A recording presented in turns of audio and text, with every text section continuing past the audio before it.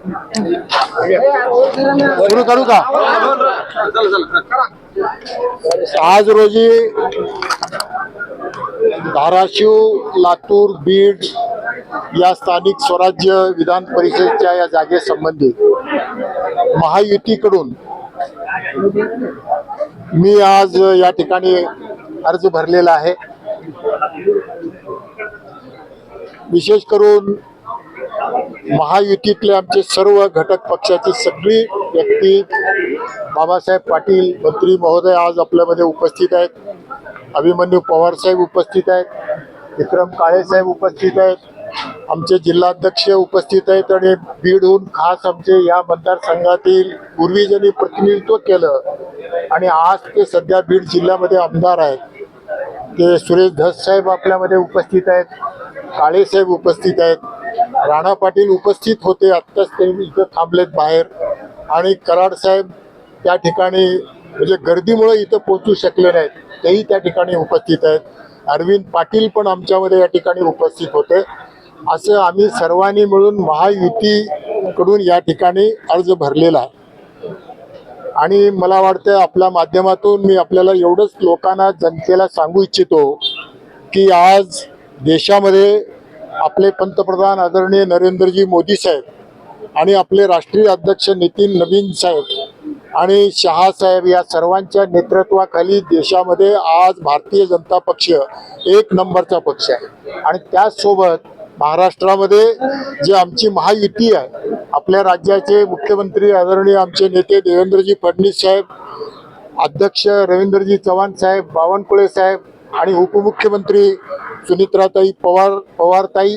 आणि आमचे दुसरे उपमुख्यमंत्री एकनाथरावजी शिंदे साहेब यांच्या या सगळ्यांच्या नेतृत्वाखाली एक अतिशय चांगलं वातावरण या राज्यामध्ये या ठिकाणी आपल्याला पाहायला मिळतं। महायुती म्हणून आता उमेदवारी अर्ज दाखल केला आपण, शिवसेना इथे दिसत नाहीये, महायुतीचे किती मतदार आहेत आणि आपला महायुतीचे उमेदवार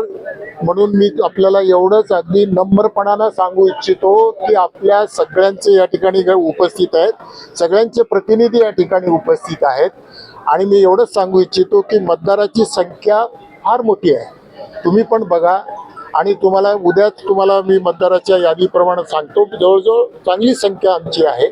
आणि म्हणून आम्ही बहुमतानं या ठिकाणी विजयी होऊ हे मी आपल्याला या ठिकाणी सांगू इच्छितो। अरविंद निलंगेकर हे नाराज आहेत असं समजते आणि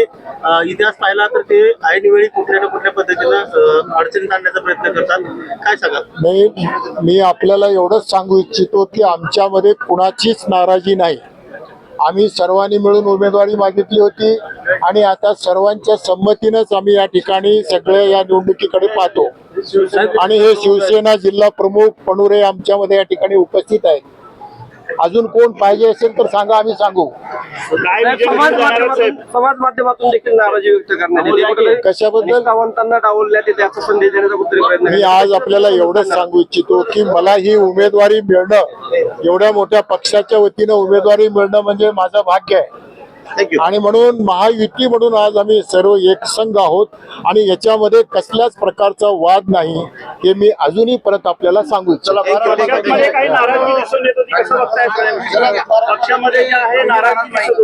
नाराजी ही कुठलीच नाही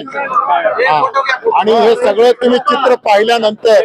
एवढं आनंदाचं वातावरण या ठिकाणी आपल्याला दिसून येतंय आणि म्हणून मी आपल्या सर्वांचं धन्यवाद, आभारी आहे।